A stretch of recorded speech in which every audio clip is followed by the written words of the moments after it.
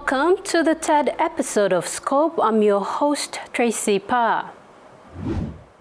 In the bustling city of Papua New Guinea, where the cacophony of everyday life reverberates through crowded streets and bustling markets, there exists a silent crisis hidden in the shadows of progress.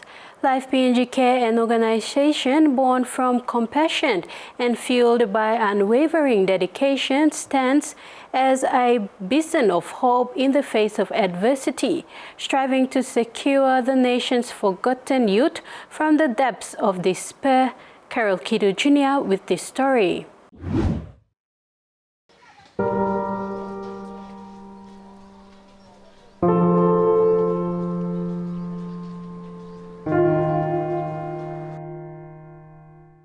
Life PNG Care, a beacon of hope in the darkness, stands as a testament to the resilience and determination of its people to safeguard the most precious asset, their children.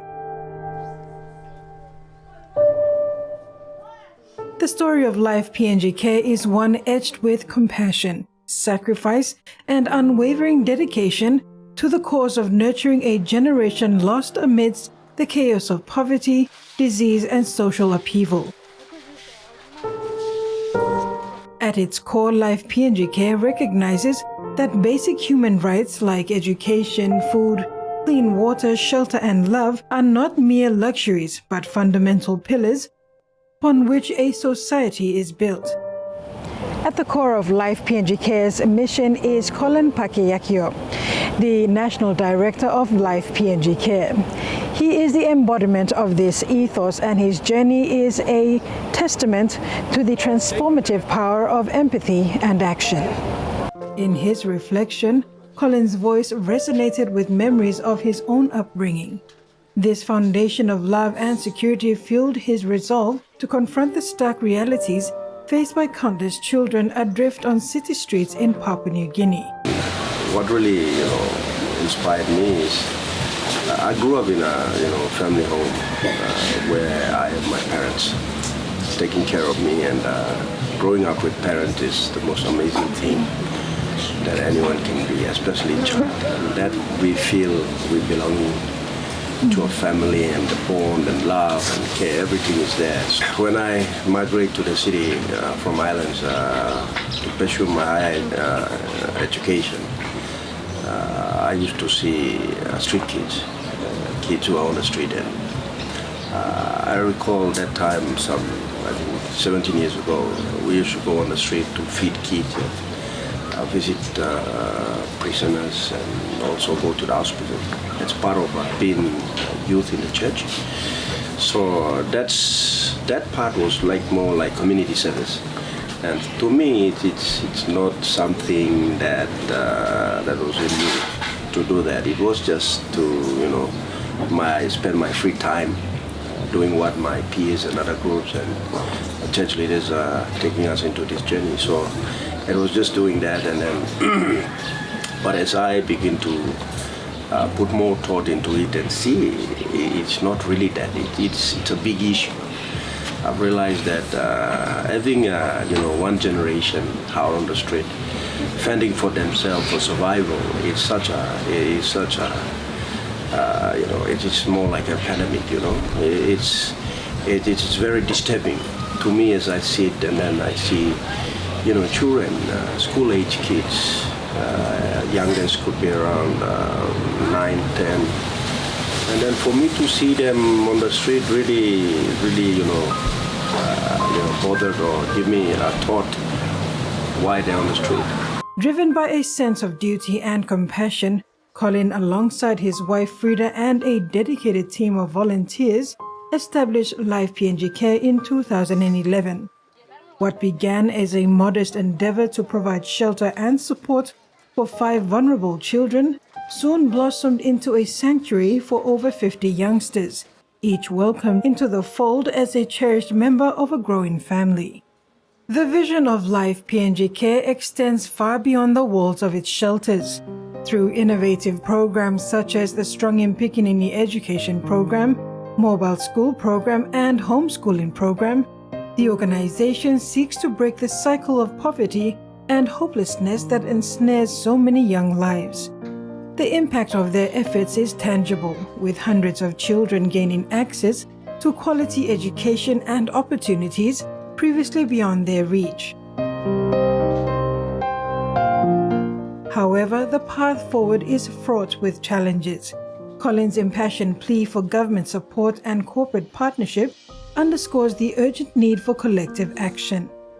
Colin, his voice echoing the sentiments of a nation grappling with the weight of its neglected youth, and as the sun sets over the sprawling cityscape, casting long shadows upon the streets, the work of Life PNG Care continues unabated. When we come back, we continue with the unwavering journey of Life Care PNG as we explore the challenges they encounter to give hope for a better future for unfortunate children.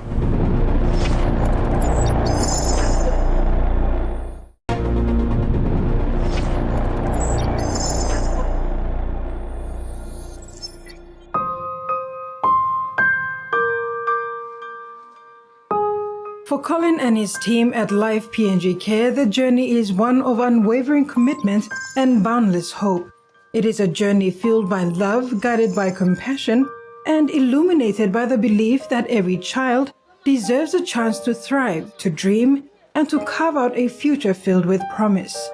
In the bustling streets of Papua New Guinea's urban centers, a silent struggle unfolds within the confines of overcrowded classrooms.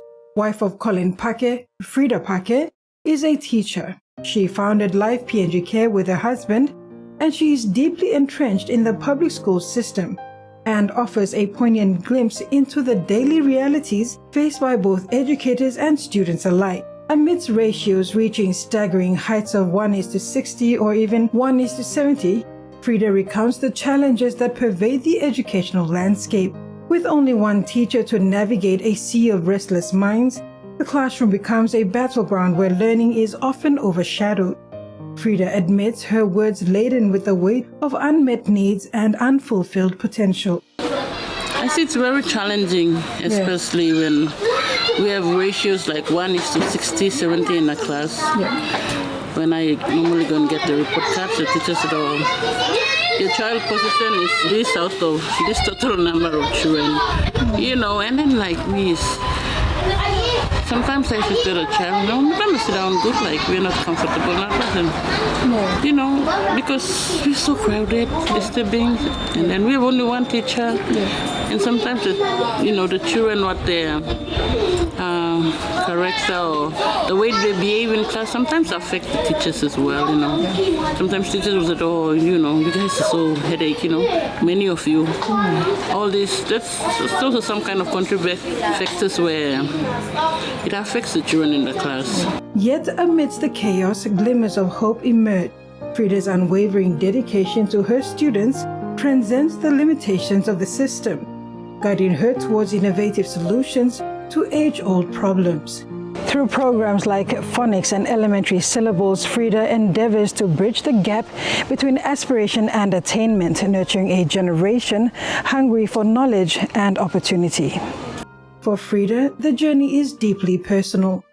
As a mother and a mentor, she recognizes the transformative power of education in shaping the destiny of a nation. The child can read now, she declares, her voice brimming with pride and conviction.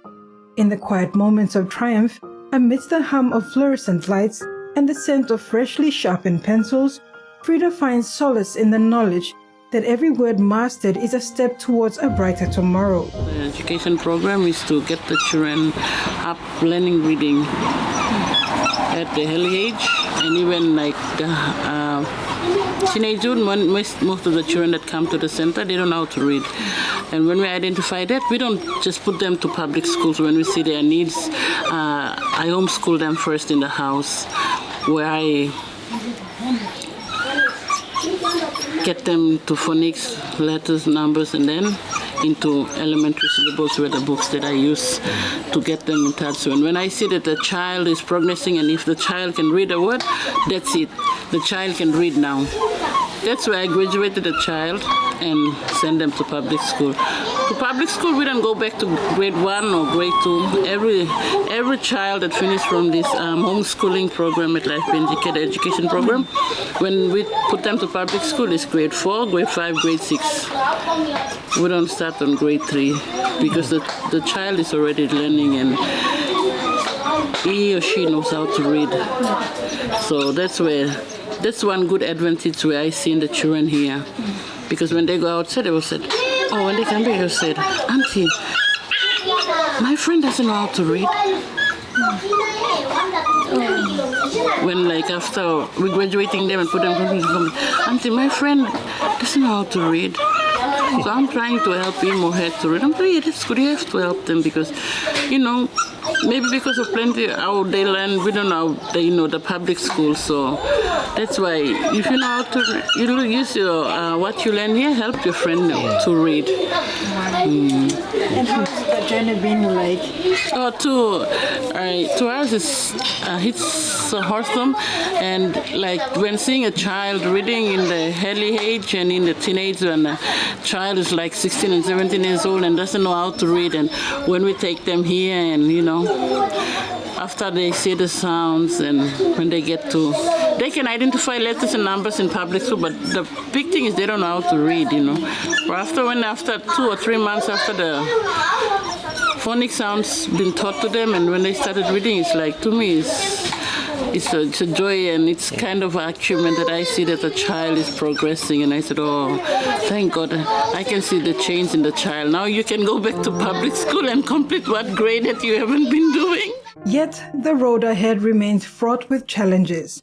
The need for infrastructure, resources, and trained educators looms large, casting a shadow over the promise of progress. Frida's impassioned plea for investment in the future echoes across the crowded halls of academia, a testament to the resilience of the human spirit in the face of adversity.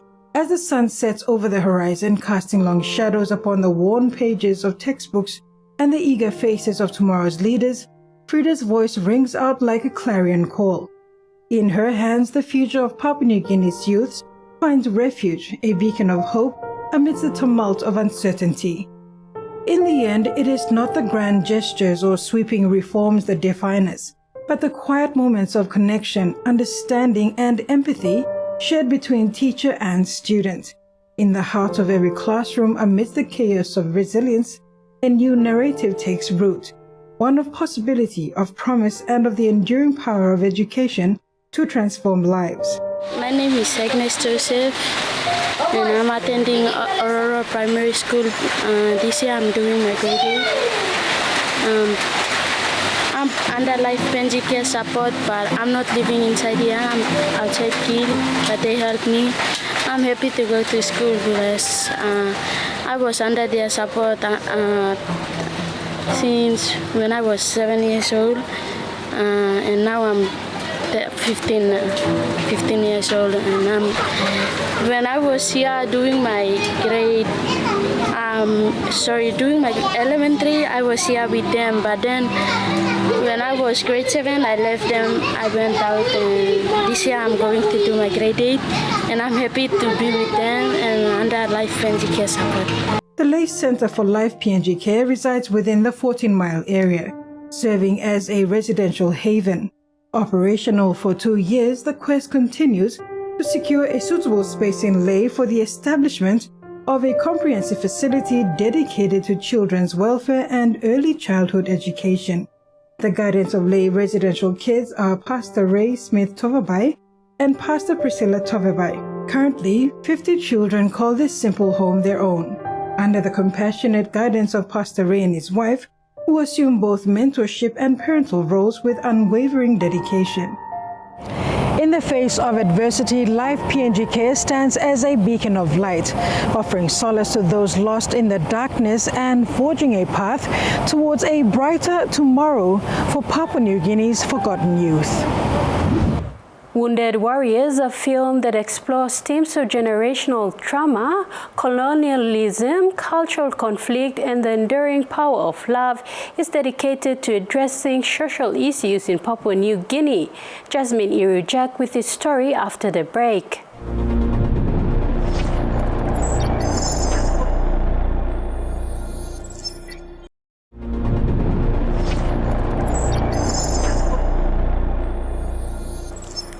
A passionate team of filmmakers in Melbourne, Australia, dedicated to creating impactful stories that shed light on important social issues, came to the shores of Papua New Guinea to shoot a feature film.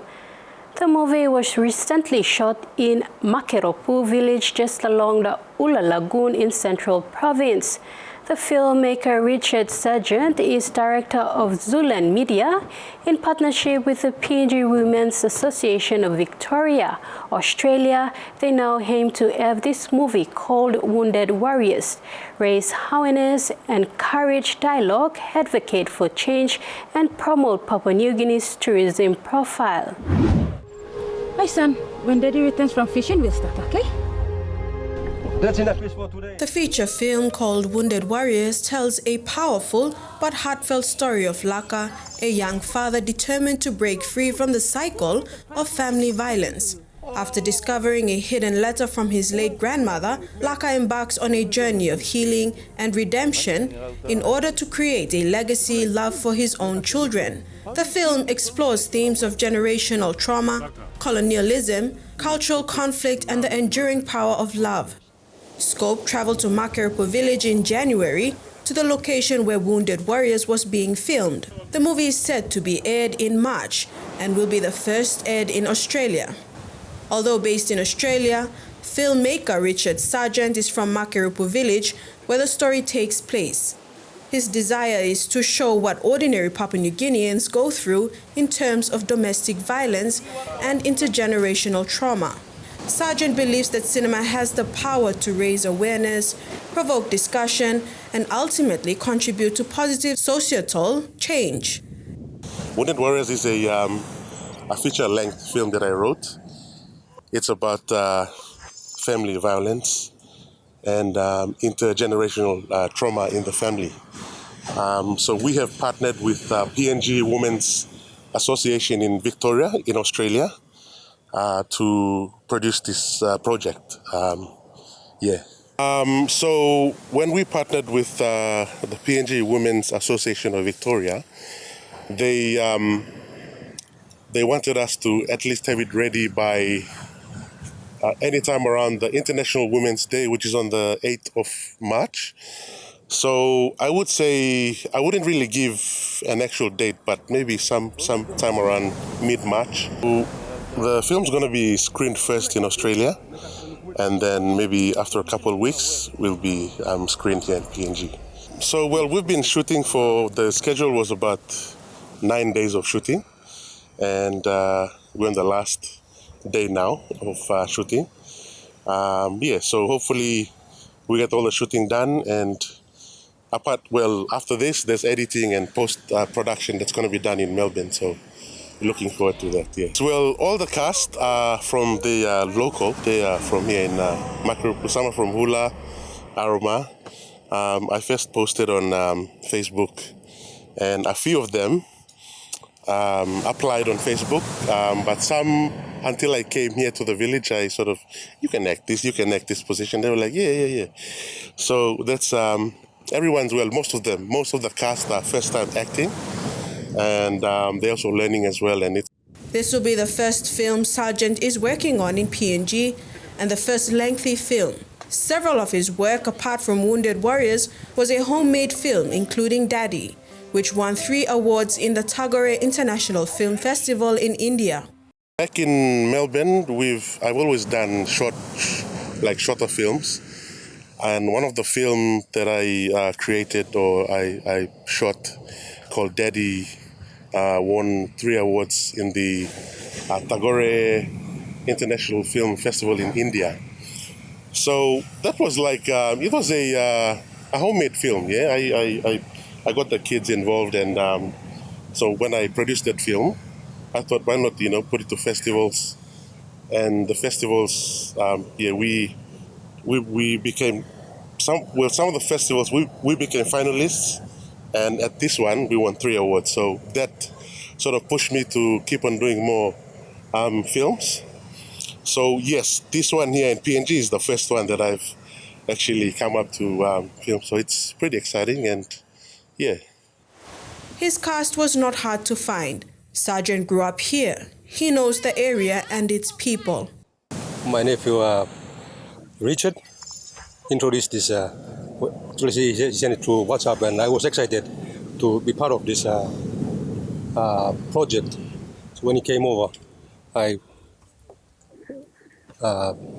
joined the team, and we started to put up this project. Playing a role. The actor's name is Numa. I'm Numa. Well, Numa is one of the violent men, you know. So I stand up for men and talk for men. Well, as for me taking part, it's not only taking part and enjoying myself, but I'm sort of learning what is violence against women. And the main bottom meaning of this movie, it talks about violence against women. It's talking to men and women, the couples fighting. We have to stop this because violence brings destruction to the family. So when I'm acting, at the same time, getting the message and taking the message out as well to the couples, the married couples that are fighting, we have to stop this violence against women because it does not bring any good to the family. It only destroys destruction to the family. My name is Grace Vanua. I'm playing Sarah in Wounded Warriors. It's a very interesting film. It's all about violence and family, domestic, all those things. It's similar to there was this other movie I acted, It Takes a Village. It was a serious movie. It's same as that one. So the two characters I acted are similar. For Sarah, she's a village woman. She's married to this violent guy who loves fishing and drinking. I mean, most of the normal village women would relate to the life that Sarah is portraying. The purpose of me taking part in this movie is because I want to voice some of the women who are out there that cannot voice themselves. They just go through the trauma and then they just keep to themselves. But, you know, someone like me just playing a role, you know, shows that I'm voicing someone out there. An interesting turn to the movie is that Numa Numa Jr., whose stage name is Juguman, is a singer-songwriter from Hula Village. He plays the main character in Wounded Warriors.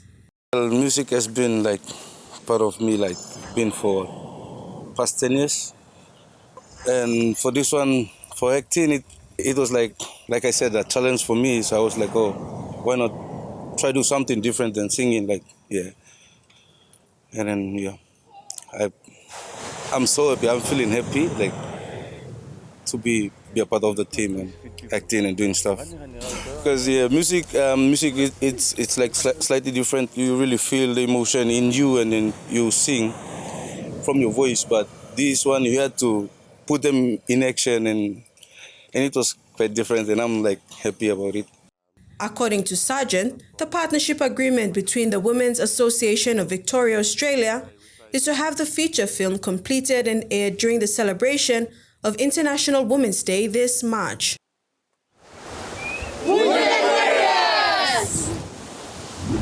Until next Sunday, I'm Tracy Pa. See you then.